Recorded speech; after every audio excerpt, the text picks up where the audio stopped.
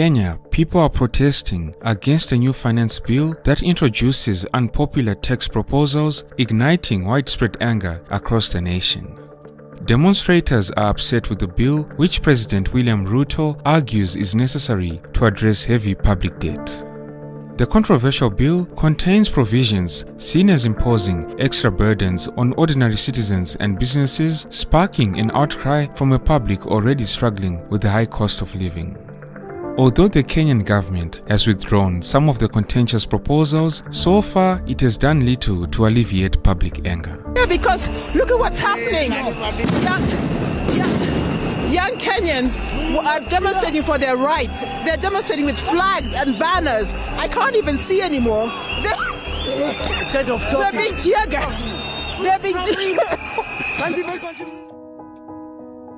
The finance bill was introduced in Parliament earlier in May 2024 and faced intense debate last week, with opposition lawmakers supporting the angry protesters. The following is a summary of what the bill originally proposed. The initial provisions of the bill included a plan to introduce a 16% sales tax on bread and a 25% duty on cooking oil. Additionally, there was a proposed increase in the tax on financial transactions and a new annual tax on vehicle ownership amounting to 2.5% of the vehicle's value. In response to the public outcry, the government announced it would drop these measures. Another proposal in the bill was the eco-levy, intended as a charge on products contributing to e-waste and environmental harm. Critics argued that the eco-levy would increase the cost of essential items such as sanitary pads, which was considered as being largely insensitive given that many girls unable to afford these products often miss school during their periods.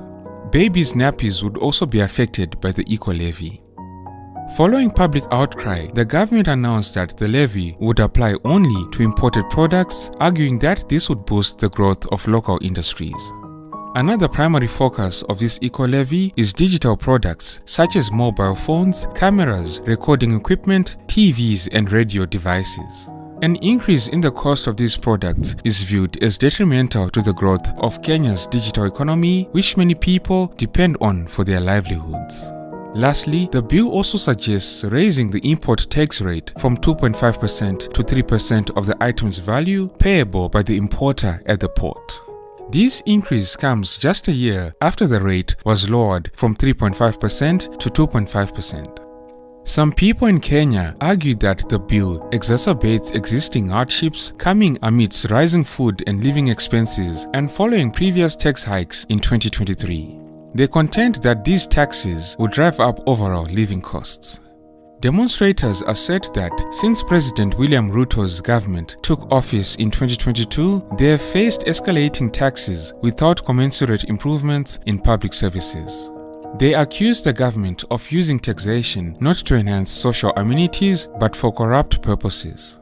Meanwhile, Kenya's President William Ruto, who campaigned on promises to make life easy for Kenya's working-class hustlers, has justified the tax hike proposals, saying that they are necessary to pay off a public debt of approximately 11 trillion Kenyan shillings that Kenya is saddled with.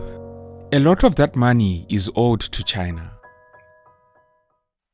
Kenya's proposed tax hikes have sparked protests throughout the country. Last week, demonstrators brought the country to a standstill, demanding the entire bill to be scrapped. They called for widespread protests as well as a national strike to pressure the government about the bill.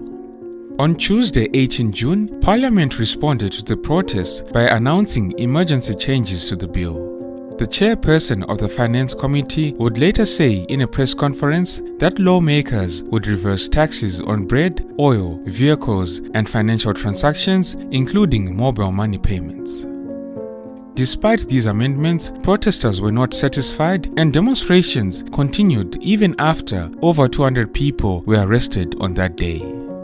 On Thursday, 20 June, demonstrators tried to occupy Kenya's parliament buildings where lawmakers were meeting for a second reading of the bill. And we start this hour in Kenya, where the security forces have clashed with hundreds of protesters opposed to tax hikes put forward by the government.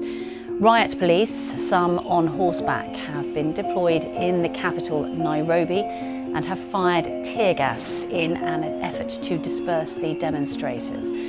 The Parliament buildings have been cordoned off ahead of the vote by MPs on the controversial finance bill later today. Many fear the tax cuts will... Also on social media, young people used hashtags like #RejectFinanceBill 2024 and #OccupyParliament in order to trump up support across the board and have many young people join in the protests. Despite massive demonstrations, on Tuesday, June 25, Kenyan lawmakers passed the bill. This came as no surprise, given that most of the parliament supports President Ruto's Kenya Kwanza alliance. On the same day, Tuesday 25 June, Kenyan police used live ammunition against hundreds of protesters who were trying to breach Parliament House in Nairobi.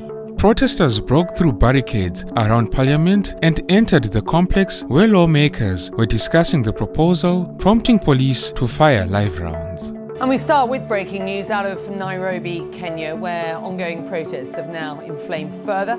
We are learning that lawmakers in Kenya's parliament, which is on fire, have been forced to escape through an underground channel after protesters got inside the parliament building. That is according to CNN affiliate NTV Kenya.